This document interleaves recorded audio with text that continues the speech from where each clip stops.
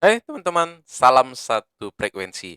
Nah, jumpa lagi bareng saya Daniel dan kali ini kita bakal mengulas kisah sukses seorang investor yang memulai investasi saham dengan modal 36 juta menjadi 31 miliar.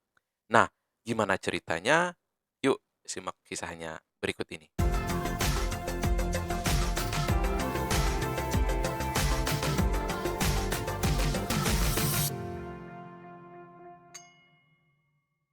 Investor saham ini mulai investasi saham yang khusus saham dividen, teman-teman, sejak 1947 dengan modal $1.000 per $1.000 atau setara 36 juta bila dikonversi dengan inflasi dan kurs rupiah, dan bisa menjadi 31 miliar di 2017.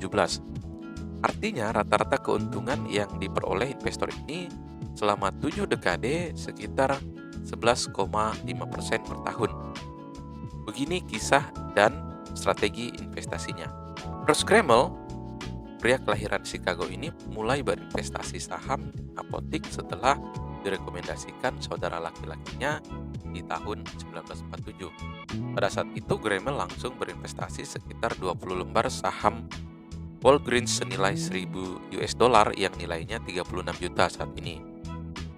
Alasan Gremel membeli saham tersebut adalah karena orang pasti selalu membutuhkan obat. Perempuan akan selalu memberikan riasan. Nah, sebagai catatan, Walgreens adalah saham peritel apotik. Nah, meski perkembangan pasar saham yang kini tidak sesederhana itu, apalagi jika ada di negara berbeda, karakter sahamnya juga bakal berbeda. Strategi investasi Gremel diperkirakan adalah lump sum dan membiarkan harga saham terus naik. Apalagi Walgreens juga melakukan beberapa kali stock split atau pemecahan nilai saham. Tercatat Walgreens ini melakukan stock split sebanyak 7 kali sejak 1982 hingga 99. Semuanya dengan rasio 1:2. Secara total, Walgreens ini juga rutin bagi dividen. Dalam setahun, Walgreens ini bisa 4 kali bagi dividen. Wow, luar biasa teman-teman.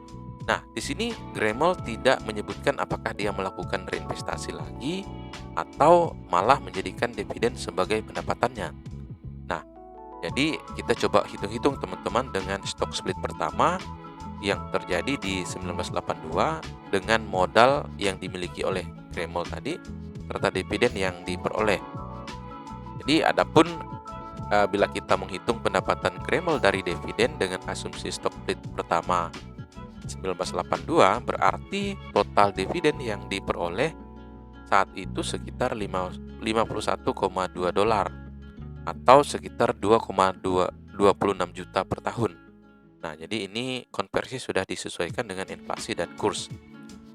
Lantas, jika Gremel tidak menginvestasikan dividennya lagi, berarti total asetnya di saham saat ini diperkirakan sekitar 54.169 atau sekitar 839 juta.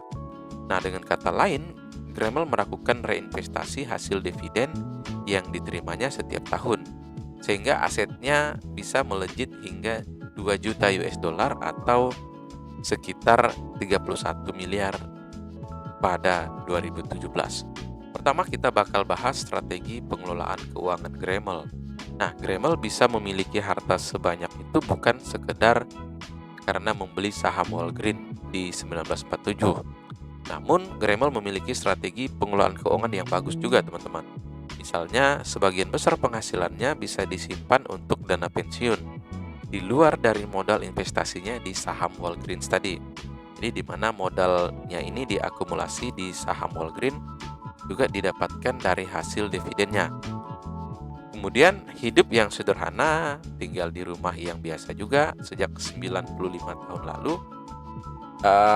Mobil juga biasa aja teman-teman, makanan juga sederhana, ditambah lagi dia nggak punya hipotek atau KPR, sehingga secara kebutuhan sudah tercover, bisa jadi ini sudah financial freedom. Cara sederhana memang tetap saja sulit dilakukan. Menurut Gramel, jadi sederhana itu sebenarnya tidak membosankan. Lalu kesabaran Gramel di saham Molo Green ini juga patut kita acungi jempol, teman-teman. Jadi dia rutin investasi terlepas saham ini meroket atau bahkan anjlok, teman-teman. Menariknya, Gramel nggak pernah memberitahukan kepada orang-orang kalau dia punya harta sebanyak itu. Saya nggak pernah membiarkan siapapun tahu bahwa saya punya uang sebanyak itu, karena teman-teman saya sangat penting bagi saya. Ujarnya pada sebuah majalah, yakni Chicago Tribune. Gramel juga merasa jika dia memberikan uangnya ini kepada kerabatnya, maka dia bisa menghancurkan hidup kerabatnya tersebut. Dalam hal ini, uang bisa membuat kerabatnya menjadi rakus dan membuat hidupnya menjadi nggak stabil. Adapun Gramel juga sebenarnya menggunakan uang sebesar 31 miliar tersebut untuk dirinya sendiri. Jadi dia juga nggak gunakan sendiri, teman-teman. Jadi dia ini menyumbangkan kepada Illinois Audubon Society pada 2016, dan uang itu digunakan untuk mendirikan Suaka Marga Satwa baru di lahan seluas 400 hektar.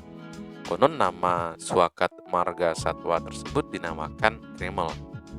Nah, jadi kesimpulannya, teman-teman, sebelum masalah memilih saham yang bisa membuat kita jadi miliarder serta dividennya yang besar, salah satu yang perlu diperhatikan adalah bagaimana mindset kita sebagai seorang manusia. Apakah kita ingin kaya karena mau membeli semua barang yang ada di dunia, atau hanya ingin kemerdekaan dan hidup santai? Jadi, almarhum Charlie Munger pun mengungkapkan kalau dirinya ingin jadi kaya bukan karena mau beli mobil Ferrari, tapi karena ingin kemerdekaan.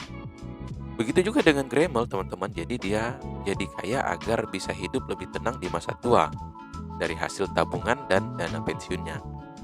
Dan dia pun gak ingin rusak hidup kerabatnya dengan memberikan hartanya setelah meninggal. Nah, untuk itu dia memilih menggunakannya untuk hal bermanfaat.